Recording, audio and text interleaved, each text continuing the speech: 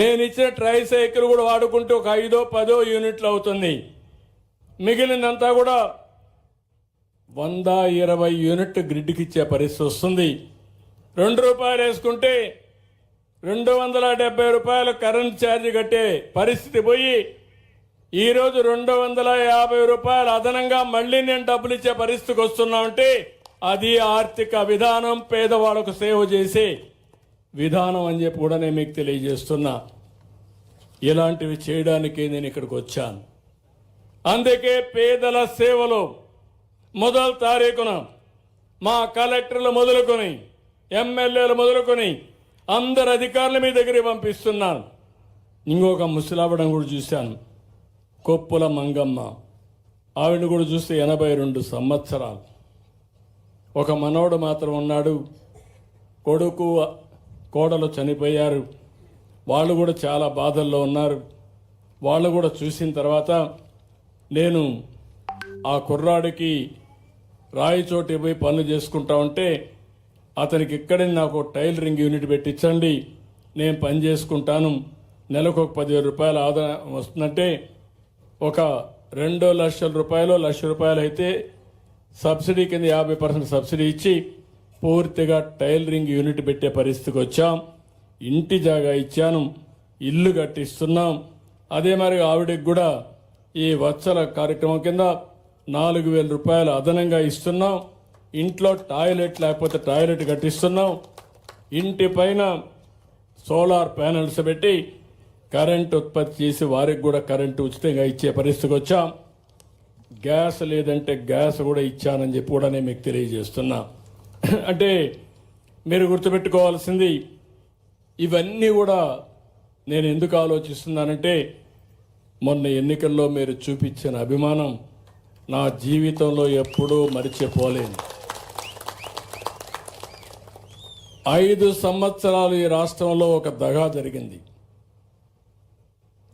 రాష్ట్రాన్ని మామూలుగా పందికొక్కులు ఉంటాయి, అడవి పందులు. పందికొక్కుల కంటే అడవి పందులు మంచి ఎగ్జాంపుల్. అడవి పంది వస్తే తినిపోతే పర్వాలేదు, తిన్నంత తిని పంటంతా తొక్కేసి నాశనం చేసిపోతాయి. అవునా కాదా? 5 ఏళ్ళు అదే జరిగింది. ఎంత కావాలన్న దోచుకున్నారు, మిగిలినంత సర్వనాశనం చేసి నా జీవితంలో 4వసారి సీఎం అయ్యాను. కానీ నాకే అర్థం కావడంలో, ఇంకా పట్టు రావడంలా. దానికి కారణం చూస్తే 10 లక్షల కోట్ల రూపాయల అప్పు. నేను 10 లక్షల రూపాయల అప్పు, 10 లక్షల కోట్ల అప్పు ఉన్నాయంటే మీరేమంటారు? మీరు ఏమన్నా ఉండేయండి, నా పని మాత్రం మీరు చేయాల్సిందే. అది మీరు నా మీద పెట్టుకున్న నమ్మకం. ఎన్ని కష్టాలున్నా, ఎన్ని ఇబ్బందులున్నా ఈయన కోటేస్తే మనం సురక్షితం, రేపు అన్నీ అయిపోతాయని నా మీద నమ్మకం పెట్టుకున్నారు మీరందరూ. అది ఒక ఈ సంబేపల్లె కాదు, రాయిచోటే కాదు, ఆంధ్రప్రదేశ్ రాష్ట్రం అంతా పెట్టుకున్నారు. దానికి కారణం గతంలో చేశాను, మళ్ళీ చేస్తాడు కాబట్టి మనం ఓటేద్దామని వేశారు. అందుకే గెలవని రాయిచోటు కూడా గెలిచిందంటే అదే ఉదాహరణ.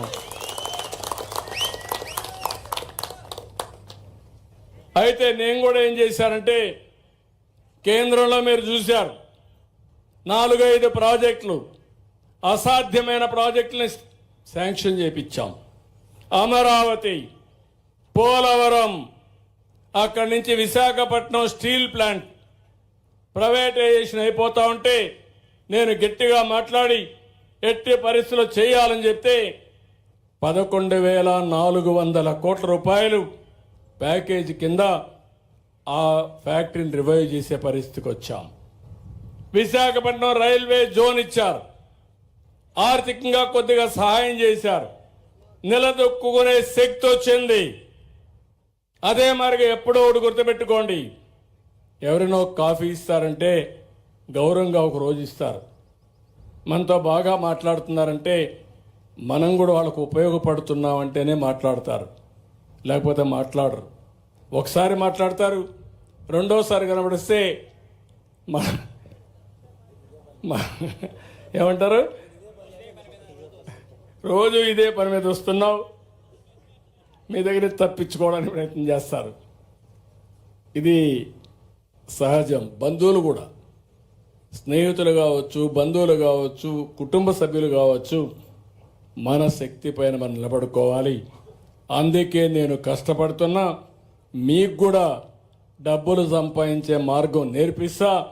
అందుకే నేను ఒక మాట చెప్పాను ఎన్నికల ముందు, మీరందరూ గుర్తుపెట్టుకోవాలి. సంపద సృష్టించాలి, సంపద వల్ల ఆదాయం వస్తుంది, ఆదాయాన్ని సంక్షేమానికి అభివృద్ధికి ఖర్చు పెట్టాలి. ఇది నిరంతరం చేసుకుంటూ ముందుకు పోవాల్సిన అవసరం ఉంది. ఈరోజు అందులోనే మీరు చూస్తే 64 లక్షల మందికి పింఛన్లు నేను పెంచే కార్యక్రమం తీసుకున్నానంటే 3,000 రూపాయల పింఛన్ని 4,000 రూపాయలు చేశాను. దివ్యాంగులకు 3,000 నుంచి 6,000 చేశాను. కిడ్నీ పేషెంట్లు కానీ, లేకపోతే ఎయిడ్ పేషెంట్స్ కానీ, ఇలాంటి వాళ్ళు ఉంటే 10,000 చేశాను. మంచం ఎక్కిన పేషెంట్లుంటే 15,000 చేశానంటే అది ఈ పేదవాళ్ళకి ప్రభుత్వం పైన ఉన్న ప్రేమ. మీరు ఇంకొక పక్కన చూస్తే ఒక ఆంధ్రప్రదేశ్లో మనం ఇచ్చే పెన్షన్లు మీరు చూసినప్పుడు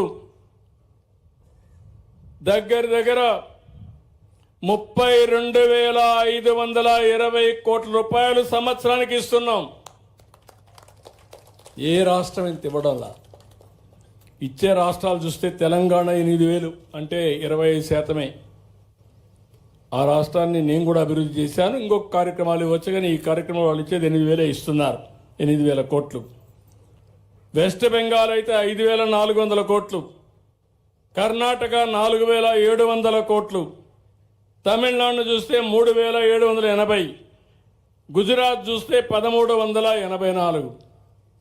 అంటే పేదవాళ్ళకి దగ్గర 4,000 రూపాయల చొప్పున సంవత్సరానికి 48,000 రూపాయలు ప్రతి ఒక్కరికి ఇచ్చే కార్యక్రమాన్ని చేపట్టిన ఏకైక ప్రభుత్వం. ఇంకొక పక్కన దగ్గర అన్ని రకాలు చూస్తే 28 రకాల వ్యక్తులకు ఇస్తున్నాం. వృద్ధులు, వితంతువులు, దివ్యాంగులు, చేనేత కార్మికులు, గీత కార్మికులు, మత్స్య కార్మికులు, కడాన ఎవరైనా ఒంటరి మహిళ ఉంటే ఆ మహిళకు కూడా పెన్షన్ ప్రవేశపెట్టిన ప్రభుత్వం ఈ ప్రభుత్వం. ఒంటరి మహిళకు కూడా 4,000.